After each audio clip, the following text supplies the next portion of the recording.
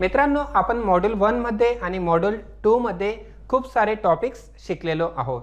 आता मित्रांनो, आपण ओरिएंटेशन ऑफ मॉड्यूल 3 चा परिचय बघणार आहोत. मॉड्यूल 3 मध्ये कोणकोणते टॉपिक्स आहेत ते आपण आज शिकणार आहोत आणि त्याविषयी शॉर्ट मध्ये आपण इन्फॉर्मेशन घेणार आहोत. In module 3 friends, different topics are given. ग्रामरचे वेगवेगळे टॉपिक्स मॉड्यूल 3 मध्ये आपल्याला देण्यात आलेले आहेत आणि आपण त्याचा शॉर्ट मध्ये परिचय करून घेणार आहोत. Module 3, this basic English learning module is of intermediate and graduate level. Module 3 हे एक बेसिक इंग्लिश लर्निंग मॉड्यूल आहे जे की इंटरमीडिएट आणि ग्रॅज्युएट लेवलचे आहे. मॉड्यूल 3 मध्ये खूप सारे ग्रामरचे टॉपिक्स देण्यात आलेले आहेत आणि ते इंटरमीडिएट आणि ग्रॅज्युएट लेवलचे टॉपिक्स आहेत. मित्रांनो, आता मॉड्यूल 3 मध्ये आपण कोणकोणते टॉपिक्स आहेत ते बघूया. दिस मॉड्यूल कंटेन्स फॉलोइंग सब्जेक्ट्स. या मॉड्यूलमध्ये आपण खालील विषय शिकणार आहोत. यामध्ये कोणकोणते विषय आहेत तर एकूण 8 पार्ट्स ऑफ स्पीच देण्यात आलेले आहेत. पार्ट्स ऑफ स्पीच म्हणजे काय तर शब्दांच्या जाती, आणि ते पार्ट्स ऑफ स्पीच आहेत noun, pronoun, verb, adjective, adverb, preposition, conjunction and interjection. मित्रांनो, एकूण 8 पार्ट्स ऑफ स्पीच देण्यात आलेले आहेत. आता नाउन म्हणजे काय तर मराठीत आपण त्याला बोलत असतो नाम. प्रोनाउन म्हणजे काय सर्वनाम. ॲडजेक्टिव्ह म्हणजे विशेषण. वर्ब म्हणजे क्रियापद. ॲडवर्ब म्हणजे क्रियाविशेषण. प्रिपोजिशन, कंजंक्शन आणि इंटरजेक्शन. अशा प्रकारे मित्रांनो, पार्ट्स ऑफ स्पीच म्हणजे शब्दांच्या 8 जाती आपल्याला देण्यात आलेल्या आहेत. आपण मॉड्यूल 3 च्या माध्यमातून ही सर्व पार्ट्स ऑफ स्पीच शिकणार आहोत. Friends, after that we are going to learn tenses. Introduction of tenses. काळाची प्रस्तावना किंवा काळाविषयी बेसिक माहिती आपण इंट्रोडक्शन ऑफ टेन्स या टॉपिकमध्ये शिकणार आहोत. आता मित्रांनो, टेन्स म्हणजे काय तर काळ, आणि काळ हे एकूण 3 मेन टाइप्समध्ये डिवाइड झालेले आहेत. ते आहेत present tense, past tense and future tense. Present tense म्हणजे वर्तमान काळ, पास्ट टेन्स म्हणजे भूतकाळ आणि फ्युचर टेन्स म्हणजे भविष्यकाळ. आता मित्रांनो, प्रेझेंट टेन्स अजून 4 वेगवेगळ्या टाइप्समध्ये सब टाइप्समध्ये डिवाइड झालेला आहे. Present tense is classified into 4 sub categories. This are simple present tense म्हणजे साधा वर्तमान काळ, प्रेझेंट कंटिन्युअस टेन्स म्हणजे अपूर्ण वर्तमान काळ, प्रेझेंट परफेक्ट टेन्स म्हणजे पूर्ण वर्तमान काळ आणि प्रेझेंट परफेक्ट कंटिन्युअस टेन्स म्हणजे पूर्ण अपूर्ण वर्तमान काळ. अशा प्रकारे मित्रांनो, वर्तमान काळ हा 4 सब टाईपमध्ये डिवाइड झालेला आहे. यामध्ये आपण त्याचे रूल्स आणि काळामध्ये म्हणजे टेन्स वापरून आपण कशा प्रकारे वाक्य तयार करावी हे शिकणार आहोत. Friends, if you know tense very well you can frame a number of sentences. मित्रांनो, आपल्याला जर टेन्स समजले, आपल्याला जर काळ कसा वापरावा हे समजले तर आपण खूप सारे वाक्य फ्रेम करू शकतो. खूप सारे सेंटेन्सेस इंग्लिशमध्ये तयार करू शकतो, लिहू शकतो, वाचू शकतो आणि बोलू शकतो. So it is very important to learn tense and its type. आणि त्यासाठी आपल्याला काळ आणि काळाचे प्रकार शिकणे हे खूप गरजेचे आहे, खूप आवश्यक आहे. मित्रांनो, त्यानंतर येतो पास्ट टेन्स. पास्ट टेन्स म्हणजे भूतकाळ. Again friends, past tense is classified into 4 sub categories. भूतकाळ हा 4 वेगवेगळ्या सब टाईपमध्ये डिवाइड केला गेलेला आहे. ते प्रकार आहेत सिंपल पास्ट टेन्स, साधा भूतकाळ, पास्ट कंटिन्युअस टेन्स, अपूर्ण भूतकाळ, पास्ट परफेक्ट टेन्स पूर्ण भूतकाळ and past perfect continuous tense पूर्ण अपूर्ण भूतकाळ. Likewise, in module 3, future tense is given there. Future tense again classified into 4 categories. Future tense म्हणजे काय भविष्यकाळ, आणि भविष्यकाळ हा 4 सब टाइप्समध्ये डिवाइड केला गेलेला आहे. First type is simple future tense म्हणजे साधा भविष्यकाळ. फ्युचर कंटिन्युअस टेन्स म्हणजे अपूर्ण भविष्यकाळ. फ्युचर परफेक्ट टेन्स म्हणजे पूर्ण भविष्यकाळ आणि फ्युचर परफेक्ट कंटिन्युअस टेन्स म्हणजे पूर्ण अपूर्ण भविष्यकाळ. In this way friends, future tense is divided or classified into 4 categories, sub categories. Now friends, after that in module 3, further topics are given there. Application of there.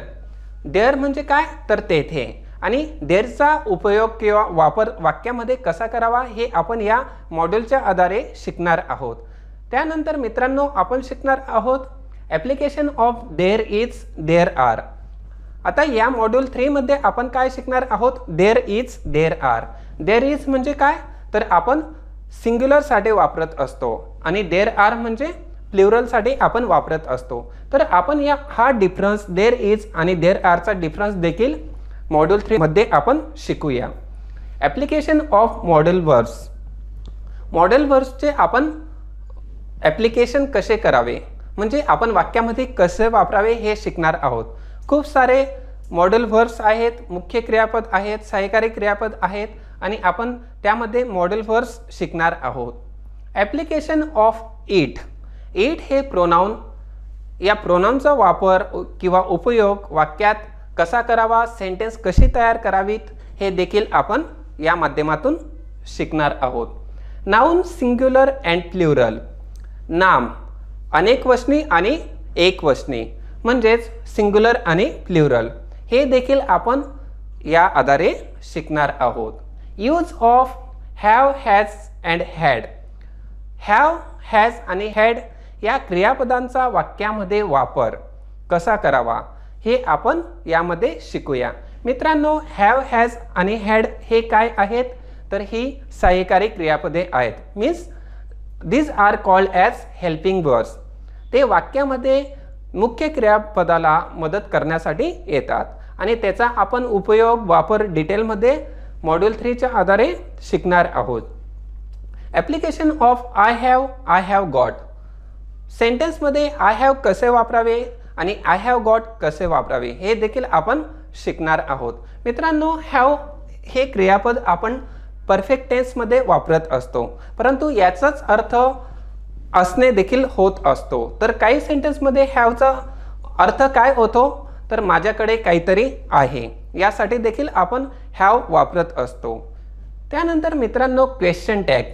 Present tense of to be and past tense of to be. Friends, when we are framing the sentence, that time we are using helping verbs or main verbs, and some present tense to be forms are there and past tense to be forms are also there.